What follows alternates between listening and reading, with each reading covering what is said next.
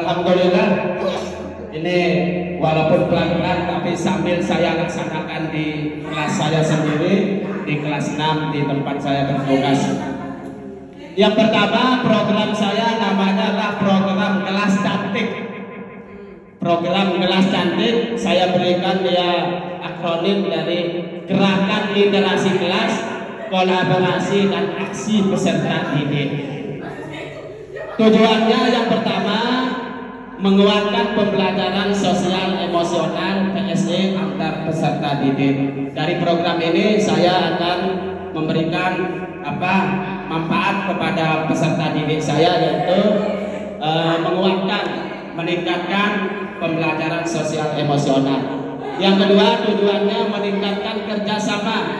Makanya ada di sana kolaborasi yang di kelas cantik itu, kerjasama antara peserta didik tentu dengan kita sebagai pendidiknya. Yang ketiga, meningkatkan literasi peserta didik. Ini literasinya dengan cara menyanyi, dengan cara menghafal, dengan cara membaca. Literasi yang saya terapkan di dalam kelas. Yang terakhir, tujuannya meningkatkan kreasi, bernalar budaya positif peserta didik. Kemudian latar belakang ini terkait dengan yang pertama, dengan konsep pembelajaran. Ini pentingnya memanfaatkan sumber daya yang ada dalam kelas kita, kelas saya, terutama sumber daya alam yang berupa aset manusianya, tentu kita sendiri yang jadi peserta didik, kemudian peserta didik itu sendiri.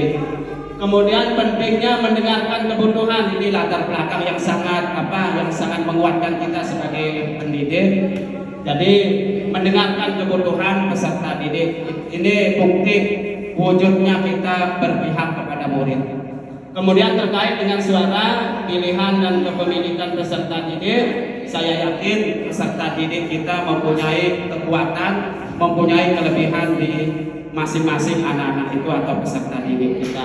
Itu yang harus kita programkan. Artinya kita buat program itu dari kemampuan atau suara, pilihan dan kepemilikan yang dimiliki oleh anak-anak itu. Kemudian yang ketiga, terkait karakteristik atau karakter peserta didik, saya yakin dengan program Kelas Cantik ini maka bisa meningkatkan karakter anak-anak ini, yaitu yang berpusat kepada profil pelajar Pancasila yang 6 dimensi itu.